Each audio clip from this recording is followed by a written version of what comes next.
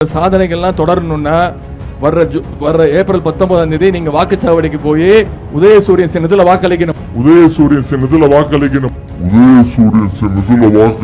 நாம இவ்வளவு நேரம் மன்னிச்சிருங்க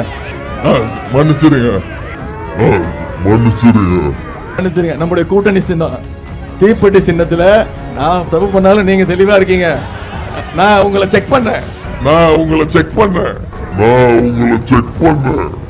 நீங்க ஒவ்வொருத்தரும் தெளிவா இருந்து இந்த பிரச்சாரத்தை ஒவ்வொரு வாக்காளராக சந்திச்சு எங்க நான் தப்பா சொல்லிட்டு போறேன்னு ஞாபகப்படுத்துறாரு.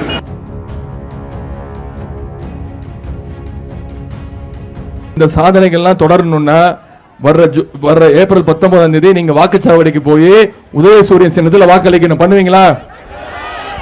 நாம இவ்வளவு நேரம் மன்னிச்சிருங்க நம்முடைய கூட்டணி சின்னம் தீப்பெட்டி சின்னத்துல நான் தப்பு பண்ணாலும் நீங்க தெளிவா இருக்கீங்க. நான் உங்களை செக் பண்ணேன். நீங்க எல்லாம் தெளிவா இருக்கீங்களான்னு பார்த்தேன்.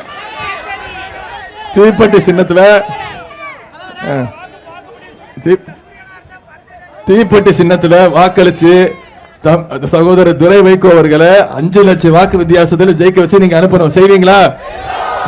நீங்க ஒவ்வொருத்தரும் தெளிவா இருந்து இந்த பிரச்சாரத்தை ஒவ்வொரு வாக்காளராக சந்திச்சு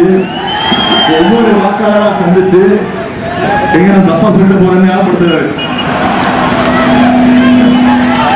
ஒவ்வொரு வாக்காளராக நீங்க சந்திச்சு இந்த பிரச்சாரத்தை இந்த வீட்டுக்கு நான் பொறுப்பு, இந்த 5 ஓட்டுக்கு நான் பொறுப்பு, இந்த தெருவுக்கு நான் பொறுப்பு அப்படின்னு பொறுப்பு எடுத்துக்கிட்டு இந்த பிரச்சாரத்தை மக்கள்கிட்ட கொண்டு போய் நீங்க சேர்க்கணும். ஏன் தீப்பெட்டி சின்னத்துல துறை வைகோக்கு வாக்களிக்கணும், ஏன் ஒன்றிய பாஜக அரசு விரட்டி அளிக்கணும் பிரச்சாரத்தை மக்கள்கிட்ட கொண்டு போய் அடுத்த 13 நாள் நீங்க செய்வீங்களா? நிச்சயம் பண்ணுவீங்களா? உங்களை எல்லாம் அன்போடு கேட்கிறேன், பாசத்தோடு கேட்கிறேன், உரிமையோடு கேட்கிறேன். உங்கள் வீட்டு பிள்ளையாக இருந்து கேட்கிறேன்.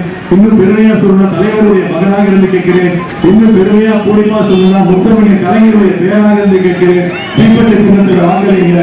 நம்முடைய அருமை சகோதரத்துக்கு துறை வைகோவைய ஜெயிக்கிறீங்க. நாடாளுமன்றத்துக்கு அனுப்புங்க. உங்களுடைய குரலாக அவர் நிச்சயம் எதிரொலிப்பார். உங்களுடைய வரவேற்புக்கும் வாழ்த்துக்கும் நன்றி.